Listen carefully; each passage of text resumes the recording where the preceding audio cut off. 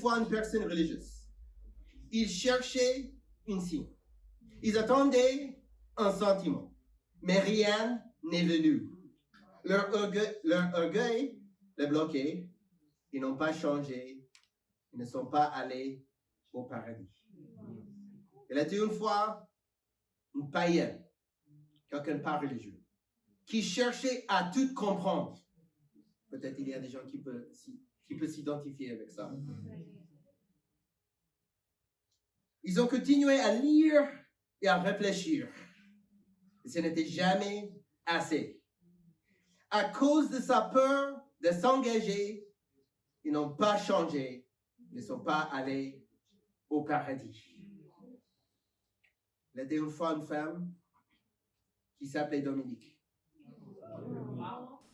Elle était un peu religieuse, mais pas totalement. Elle était humble. Elle a pris la décision d'être baptisée. Elle est un disciple de Jésus-Christ maintenant. Et un jour, elle va aller au paradis. Il y avait une femme qui s'appelle Sarah Bonamy. Même avec le cancer, même en tant qu'athée, elle a pris la décision d'être baptisée. Elle est toujours fidèle. Elle va porter des fruits. Et un jour, elle va aller au paradis. Il y avait une femme qui s'appelle, jeune femme, Christelle Colomb. Vraiment religieuse. Une famille religieuse. Elle était la première qui avait fait une prière avant le baptême. Mais même avec tout ça, elle a pris la décision. Même avec la persécution de sa famille. Même avec l'eau froide très fort. Moins du degré. Elle a dit, moi je serai baptisée parce qu'un jour, je vais aller au paradis. Il y avait une jeune femme qui s'appelle Elsa. Elle ne connaissait pas Dieu. Elle connaissait que la danse. Elle était athée. Elle a pris la décision. Elle a été baptisée. Elle est toujours fidèle. Elle va porter des fruits. Et un jour, elle va aller au paradis. Il y avait une jeune femme qui s'appelle Yasmine. A.K.A. Yasma. Yasma, elle était musulmane. Elle était persécutée. Elle était abandonnée par sa famille. Mais quand même, elle a pris la décision d'être baptisée. Elle est toujours fidèle. Elle va porter des fruits. Et elle va aller au paradis un jour. 1 Corinthiens chapitre 1. 1 Corinthiens chapitre 1, verset 4. Encore le titre de mon message, les dons les meilleurs.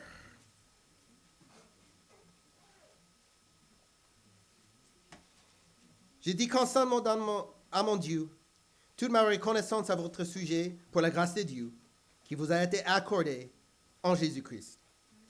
En effet, en lui vous avez été comblés de toute richesse, en particulier en ce qui concerne la parole et la connaissance, dans la mesure où le témoignage de Christ a été solidement établi parmi vous. Ainsi, il ne vous manque aucun don. À vous qui attendez le moment où notre Seigneur Jésus-Christ apparaîtra. Paul il nous dit dans cette église, l'église de Corinthe, il y a certainement dans cette église qui n'avait pas le don de guérison.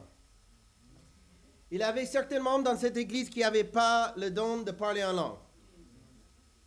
Mais ainsi, il ne vous manque aucun don. À vous qui attendez le moment où notre Seigneur Jésus-Christ apparaîtra. Si on est concentré, si on est en train de focaliser vers Jésus, on ne manque aucun don. du Saint-Esprit. Verset 18. En effet, le message de la croix est une folie pour ceux qui périssent. Mais pour nous qui sommes sauvés, il est la puissance de Dieu. C'est la folie. On est en train de suivre quelqu'un qui était tué sur une croix, pauvre, pas d'argent, pas de compte bancaire, il n'était pas marié, pas des enfants. C'est fou. Verset 22.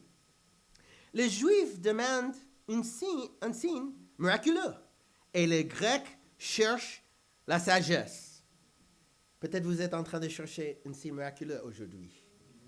Peut-être tu es en train de chercher la sagesse. Or, nous prêchons un Messie crucifié, scandale pour les Juifs et folie pour les non-Juifs. Notre message aujourd'hui, on dit qu'il faut être baptisé. Et pour les gens religieux, scandale! On est scandalisé! Il faut être baptisé pour être sauvé. C'est écrit comme ça, donc oui. Pour les athées, ce qu'on est en train de faire, c'est la folie. Gâchez votre argent, gâchez votre temps ensemble. C'est la folie. Verset 24, mais pour nous, mais puissance de Dieu et sagesse de Dieu pour ceux qui sont appelés, qu'ils soient juifs ou non. En effet, la folie de Dieu est plus sage que les hommes. Et la faiblesse de Dieu est plus forte que les hommes. La seule chose qu'ils ont besoin, c'est Jésus. Jésus crucifié et Jésus ressuscité. Ce n'est pas un signe, ce n'est pas de connaissances, ce n'est pas les dons miraculeux, c'est juste Jésus-Christ. 1 Corinthiens chapitre 12.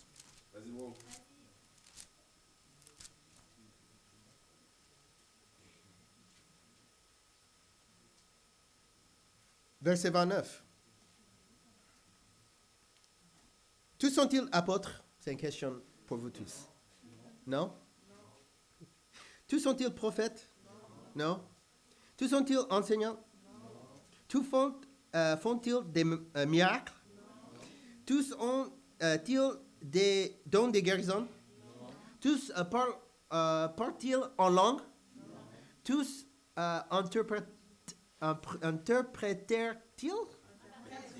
interprètent-ils? Merci. Moi, j'ai un problème avec les langues. C'est sûr que je n'ai pas le don des langues. Tous interprètent-ils? Question. Non, ok. Aspirez aux dons les meilleurs. Je vais encore vous montrer la voie par excellence.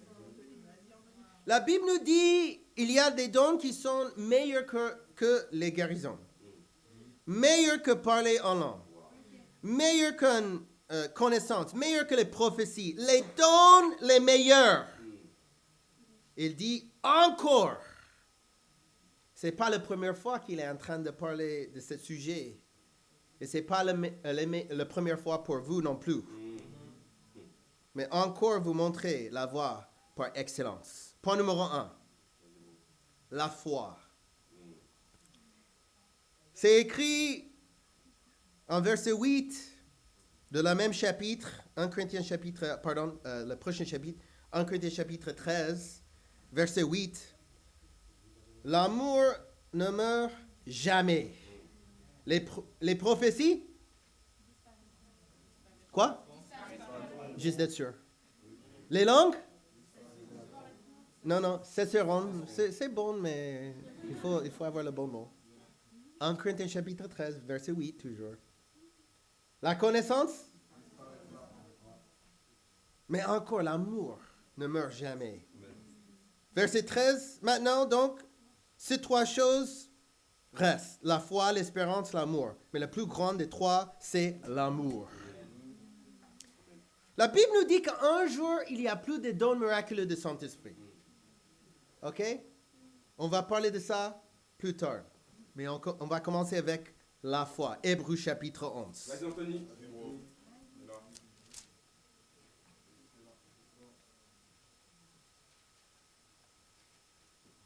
Verset 1. La Bible nous dit, « Or, la foi, c'est la ferme assurance des choses qu'on espère, la démonstration de celles qu'on ne voit pas. » Donc, la foi, c'est quelque chose de pas facile. C'est quelque chose certain, mais aussi qui n'est pas certain. Ce mot démonstration, ce n'est pas une bonne traduction. Un meilleur mot, le mot grec, c'est conviction. C'est les convictions de celles qu'on ne voit pas. On trouve les convictions, où? Dans la Bible. C'est la Bible qui nous donne la foi. C'est avec la Bible qui nous donne cette conviction pour avoir plus d'espérance. Et ça, c'est quelque chose qui n'est pas facile. C'est à cause d'elle que les anciens ont reçu un témoignage favorable. Et c'est un témoignage de Dieu. Comment être accepté par Dieu? Il faut avoir la foi. Par la foi, nous comprenons que l'univers a été formé par la parole de Dieu. Amen. De sorte que le monde visible n'a pas été fait à partir de choses visibles. Donc Dieu, il a prêché l'univers à l'existence. Amen. Ça c'est la foi de Dieu.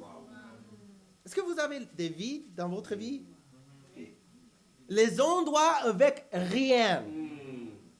Il faut prêcher à l'existence quelque chose comme Dieu il avait fait. Dieu il avait commencé l'univers avec quoi? Rien. Yes. Si tu n'as rien, bon endroit.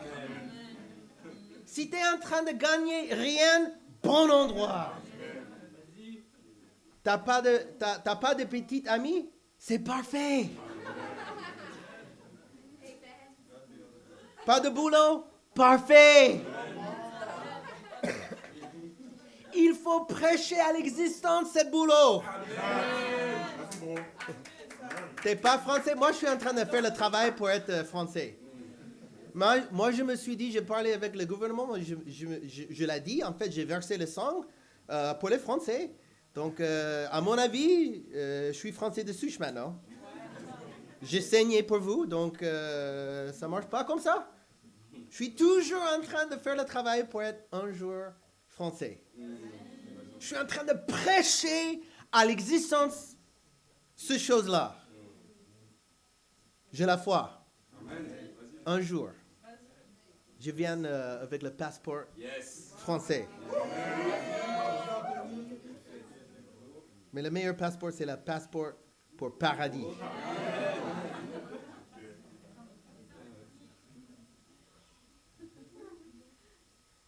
C'est par la foi qu'Abel a offert à Dieu un sacrifice plus grand que celui de Cain. C'est grâce à elle qu'il a été déclaré juste, car Dieu a approuvé ses offrandes, et c'est par elle qu'il parle encore bien qu'étant mort. Donc Abel, il est toujours vivant. Le nôtre, oui. Vas-y, Abel. Mais l'Abel ici, il est mort. Mais il est toujours en train de prêcher. Si on est rempli de foi comme Dieu, on va prêcher même quand on est mort. Vous avez entendu quelques histoires de Priska Scheidegger qui a commencé l'église ici. Elle est toujours en train de prêcher. Elle n'est pas vivante de ce monde-là. Elle est avec notre Père Céleste. Mais elle est toujours en train de prêcher. Mercredi, elle a prêché. Jeudi, mort. Elle est toujours en train de prêcher, même aujourd'hui. La première mesure de votre foi, c'est quoi ici? Non, les sacrifices. Est-ce que vous êtes en train de sacrifier pour Dieu aujourd'hui? La chose qu'il veut le plus, c'est ton cœur. La deuxième chose, ton temps. Vous êtes en train de sacrifier votre temps parce que vous êtes ici, donc c'est très bien. Mais est-ce que vous êtes en train de sacrifier tout pour lui? C'est à cause de sa foi qu'Enoch a été enlevé pour échapper à la mort. Il ne l'a plus retrouvé parce que Dieu l'avait enlevé. Avant d'être enlevé, il avait en effet reçu le témoignage qu'il était agréable à Dieu.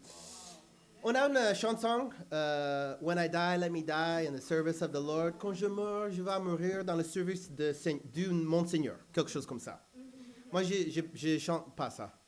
Je chante, si je meurs, je vais mourir. Parce que peut-être je suis comme Enoch. Peut-être je serai enlevé avant de mourir. Peut-être vous n'avez pas la foi d'avoir une relation avec Dieu comme ça, mais j'ai la foi. C'est écrit, donc c'est possible. Il était enlevé pourquoi? Il avait marché avec Dieu pendant 365 années ou un? Ans, merci. 365 ans.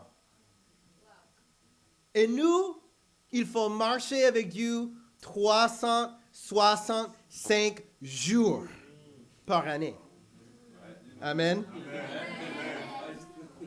La deuxième mesure de votre foi, c'est est-ce que vous êtes constant avec votre démarche avec Dieu? Quand on est en train de sacrifier, quand on est en train de marcher avec lui, on va avoir la même puissance comme lui. De temps en temps, on manque la puissance. La puissance qu'il avait, il a prêché l'univers à l'existence. Et chaque disciple doit prêcher des choses à l'existence. Si on a des choses qui ne sont pas bonnes et on ne sait pas pourquoi, vous n'êtes pas en train de sacrifier assez. Et je ne parle pas d'argent. Je parle de ton temps et ton cœur. Vous n'êtes pas en train de marcher avec lui assez. Pour moi, je vois les gens comme Guillaume et Aline. Guillaume et Aline qui sont vraiment en train de grandir. Guillaume et Aline qui a porté des fruits avec Tony et Camille. C'est les gens qui sont en train de prêcher à l'existence les choses. C'était facile pour eux? Non. Bien sûr que non. Pas de formation? Beaucoup de formation. Mais ils ont pris la décision de faire des changements radicaux. Ils ont pris la décision pour sacrifier plus. C'est un défi. Quand on est formé, est-ce qu'on a le vouloir pour sacrifier plus? C'est une question pour vous tous. Si vous êtes au boulot, vous êtes en train de passer du temps avec vos chefs. Il dit, vous êtes lourd. Il faut sacrifier plus pour ce boulot. Est-ce que vous avez le vouloir pour le faire après un moment comme ça? Non. C'est la même chose à l'école? Si vous avez un professeur qui n'est pas juste, est-ce que vous aviez avant un professeur pas juste? Moi, j'avais plusieurs. OK? Et le professeur, où elle est en train de te former dans une façon injuste. Est-ce que tu as le vouloir pour avoir une meilleure note? Non. De temps en temps, on est formé par Dieu. Est-ce que c'est facile pour sacrifier plus? C'est pas facile, mais il faut le faire. Nous, on a le pouvoir comme Jésus, comme Dieu. Quand on voit la vie dans notre vie, on a le pouvoir pour prêcher. Prêcher à l'existence la collecte spéciale. Prêcher à l'existence la journée de femmes. Prêcher à l'existence plus que 100 disciples cette année. Il faut être comme Yannick. Il n'avait pas de fiancée, mais il avait prêché à l'existence Sephora.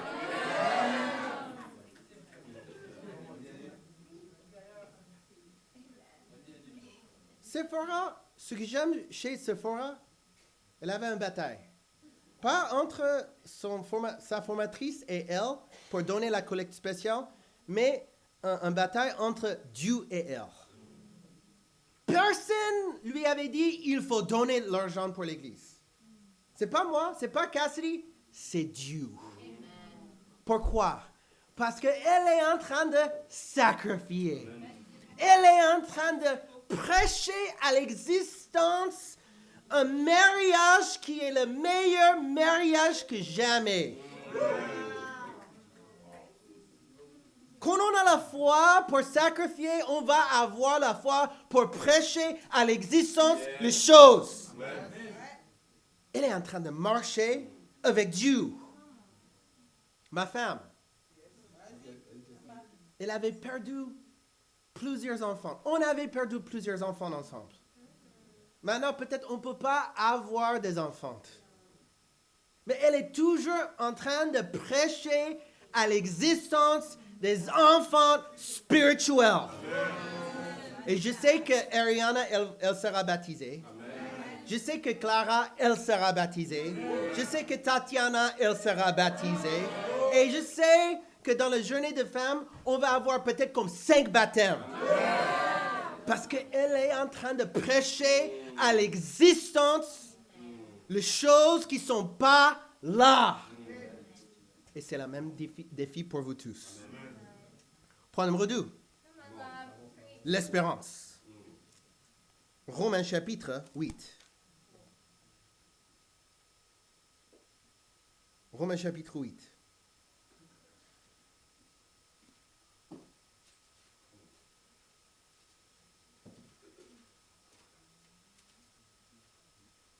Verset 22. Dis Amen quand vous êtes là. Pas assez d'Amen. Amen. OK. Or, nous savons que, jusqu'au moment, la création toute entière soupire et souffre la douleur de l'accouchement. Et ce n'est pas elle seule qui soupire, mais nous aussi qui avons pourtant dans l'esprit un avant-goût de cet avenir. Nous soupirons en nous-mêmes en attendant l'adoption, la libération de notre corps. En effet, c'est en espérance que nous avons été sauvés. On peut mal traduire, en fait, c'est en cette espérance. En cette espérance que nous avons été sauvés. C'est l'espérance qu'un jour, on sera libéré 100% par Jésus. Or, l'espérance qu'on voit n'est plus de l'espérance. Ce que l'on voit, peut-on espérer encore? Mais si nous espérons ce que nous ne voyons pas, nous l'attendons avec persévérance. Cet mot « espérance », c'est un mot grec.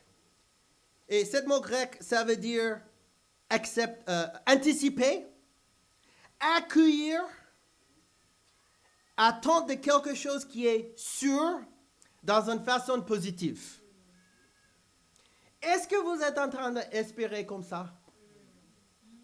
Anticiper, accueillir, en attendant ces choses parce que tu es sûr. On a cette phrase en français, je ne m'attendais pas à ça. Est-ce que tu peux avoir cette espérance si je ne m'attendais pas à ça? Il faut tuer cette phrase, je ne m'attendais pas à ça. pour la vraie espérance, je m'attendais totalement et je ne suis pas surpris. 100 disciples, je me suis attendu 100% totalement. Je ne suis pas surpris. 5 baptêmes, journée de femmes, je m'attendais totalement. Je ne suis pas surpris. Le problème, c'est, pour l'instant, c'est que moi qui est en feu pour ça. Non, oui. Oui, c'est que moi pour l'instant. Pourquoi? Regarde. De temps en temps, je me suis dit, c'est une question de français. Je ne pense pas que c'est une question de français. C'est une question à propos de 7 points de quoi? Non, c'est pas la foi, ça c'est le point numéro 1. Point numéro 2. L'espérance. Vous manquez d'espoir. Et ça, c'est un problème pour les vrais disciples de Jésus-Christ. Est-ce qu'on peut manquer d'espoir? Non. Pour moi, c'est fou. Regarde les uns les autres. Regarde.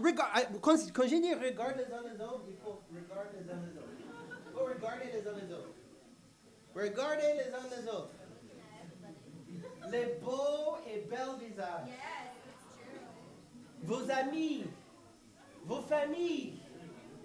Il y a des docteurs dans cette pièce. Il y a des anciens banquiers.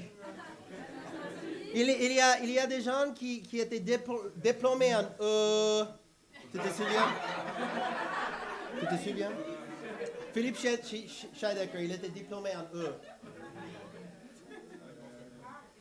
Il y a des gens qui parlent l'anglais ici. J'entends un peu de traduction en anglais. Il y a des gens qui parlent espagnol ici. Hola, ¿cómo estás? Il y a des gens qui parlent français comme un enfant ici. Il y a des gens qui font le signe ici. C'est une salle remplie de gens incroyables. Vous manquez d'espoir. Pourquoi? Pourquoi? Parce que c'est l'étape numéro 1. Est-ce qu'on peut sauter à l'étape numéro 2? Étape numéro 1, il faut faire quoi? La foi. Sacrifier, marcher avec Dieu, prêcher à l'existence.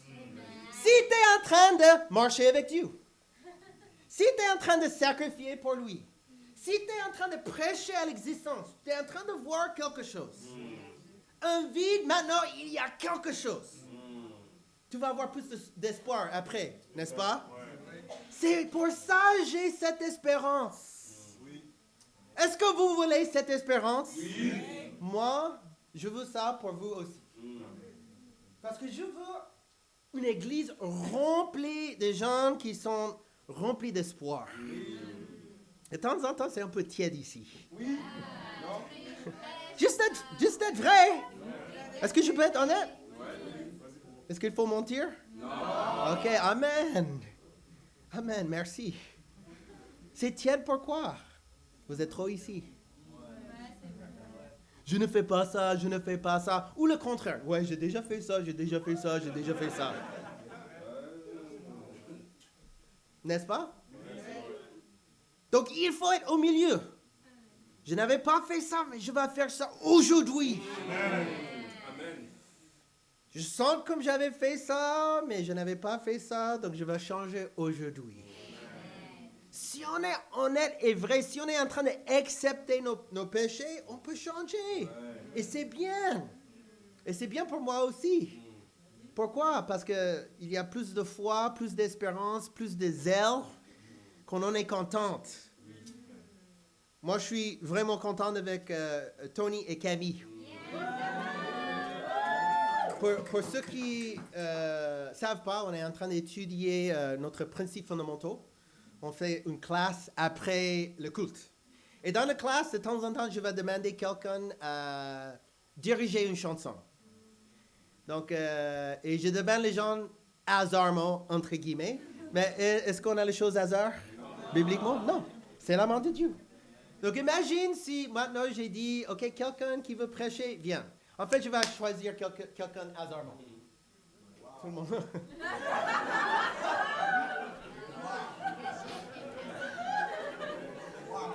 Mauvaise église. Pourquoi?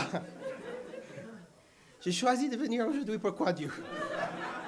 Donc j'ai dit, je vais choisir quelqu'un pour chanter hasardement. Et j'ai dit, OK, Tony et Camille. Et j'avoue leur visage. Mais avec foi, avec espérance, Tony, il a chanté et Camille, elle avait laissé Tony chanter. Mais ça demande beaucoup d'espérance pour faire les choses comme ça. Mais nous, est-ce qu'on est une église normale? Traditionnelle? On est dans une famille. Donc, entre familles, il faut avoir beaucoup d'espérance, pas juste pour nous-mêmes, mais pour les uns les autres. C'est pour ça que je sais, journée de femmes, je m'attends plus que 100 personnes totalement. 5 baptêmes totalement. Et quand on a 5 baptêmes, je ne suis pas surpris. Je suis 100% sûr que Wendy, elle sera baptisée. Wendy, elle est incroyable. Elle est vraiment en train de lutter avec Dieu. Elle est quelqu'un qui est en train de grandir dans la foi et dans l'espérance. Et c'est évident. OK? Quelqu'un qui est en train de grandir avec la foi, c'est quelqu'un qui est en train de marcher comme ça. Et l'espérance, c'est comme ça. Quelqu'un c'est une foi comme ça, quelqu'un c'est une espérance comme ça. Mais la première fois que j'ai vu Wendy, elle était comme ça. Je suis en train d'étudier la Bible et je suis un peu persécuté par ma famille et je ne sais pas quoi faire. La semaine dernière et même aujourd'hui, je suis persécuté. Je serai baptisé quand même. Je sais quoi faire.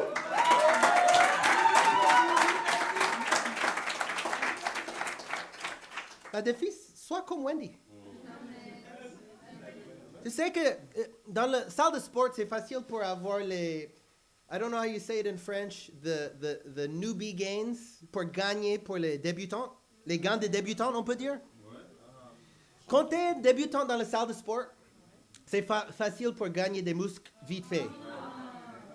Quand tu es un débutant dans la foi, c'est facile pour gagner la foi vite fait.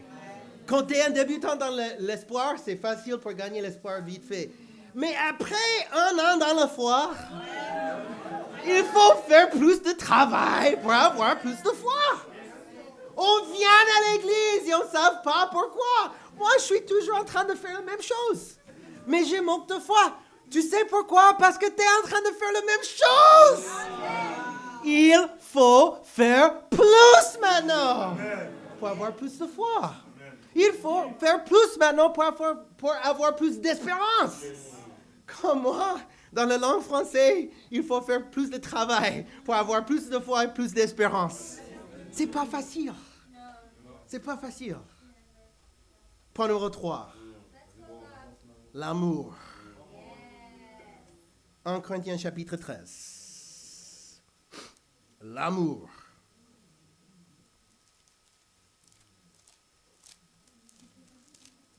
Dis Alléluia quand vous êtes là. OK. Amen. Qui sait qu'est-ce que ça veut dire Alléluia? Lève ta main. OK. I saw. I'm gonna go here. John. Louis Dieu. Ouais, louer Dieu. OK. 10 points.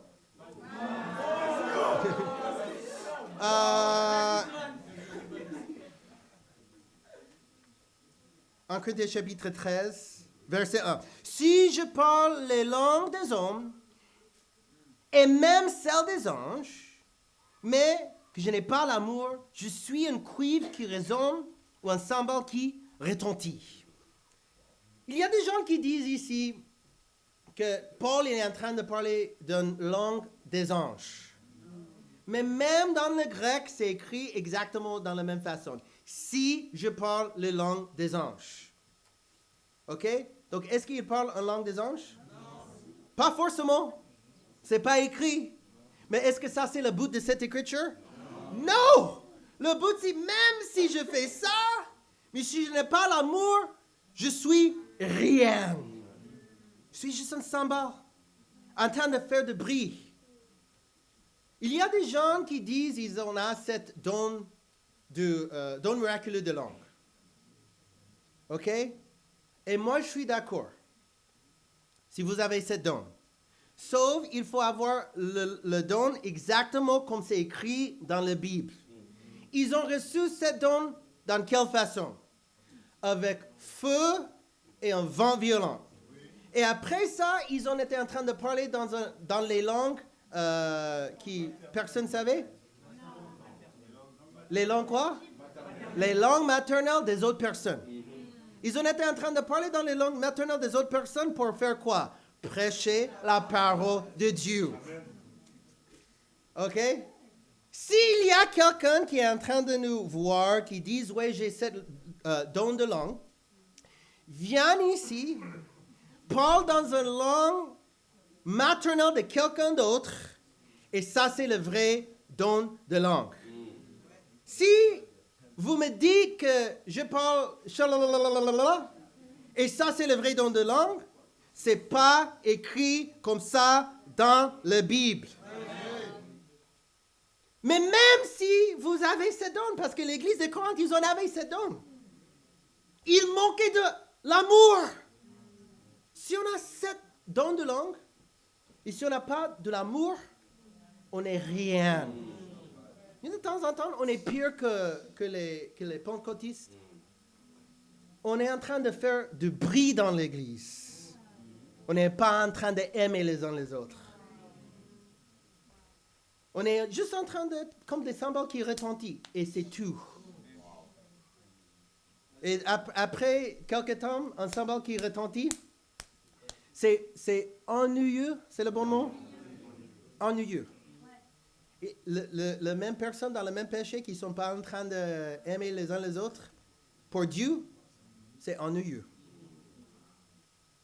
Si j'ai le don de prophétie, la compréhension de tous les mystères et toute la connaissance, si j'ai même toute la foi jusqu'à transporter des montagnes, mais que je n'ai pas l'amour, je ne suis rien. Tu sais quelque chose, c'est triste quand Yannick, il était en train d'étudier la Bible, Yannick Tessani. Il était en train de lutter. Parce qu'il était dans une église avec les dons miraculeux du Saint-Esprit.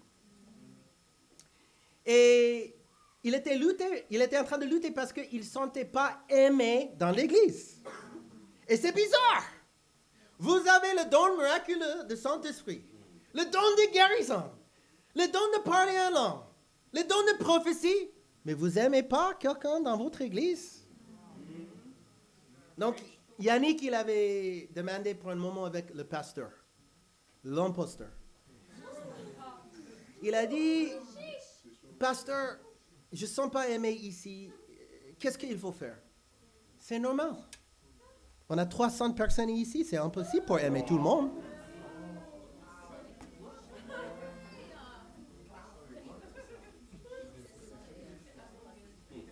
C'est impossible pour aimer tout le monde. C'est quelle écriture ça? Même si je peux transporter les montagnes, même si je peux parler dans les langues des anges, si je n'ai pas l'amour, je ne suis rien. Une église sans l'amour de Dieu, c'est pas une église. Pas du tout.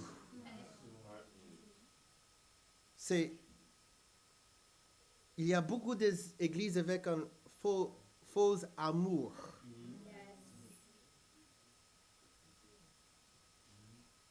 Il dit, et si je distribue mes biens aux pauvres, si même je livre mon corps aux flammes, il y a des gens qui vont mourir pour n'importe quoi.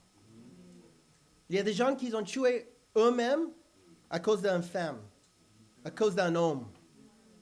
Il y a des gens qui ont tué eux-mêmes parce qu'ils manquaient d'amour. Ils manquaient des amis. Si je livre mon corps aux flammes, mais que je n'ai pas l'amour, cela ne me sert à rien. En grec, il y a 7 mots pour amour. 7 mots. OK? Dans la Nouvelle Alliance, il y a 4 mots pour amour. Dans cette écriture, Paul, il utilise console, agapé. Aucun écrivain païen ne l'avait utilisé 7 mots. Donc, 7 mots, c'était un mot spécial pour les chrétiens. Parce que c'est un mot pour le plus grand amour.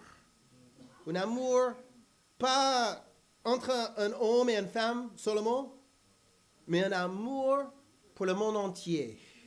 Un amour sacrificiel. Un amour tout-puissant.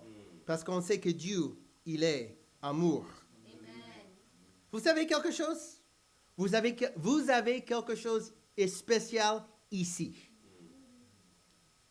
Dans cette salle, peut-être, est-ce qu'il y a des gens qui étaient accueillis aujourd'hui? Oui? Non? Oui? Tout le monde? Tout le monde était accueilli? Est-ce que tout le monde, quelqu'un a reçu un câlin? Un câlin? OK. Est-ce qu'il y a des gens qui connaissent les noms des uns des autres ici? Est-ce que vous êtes en train de peut-être passer du temps avec les uns les autres ici? Est-ce qu'il y a des gens qui étaient défiés pour étudier la Bible ici? Est-ce qu'il y a des gens qui sont aimés ici? Il y a des gens qui sont visés par le pasteur ici?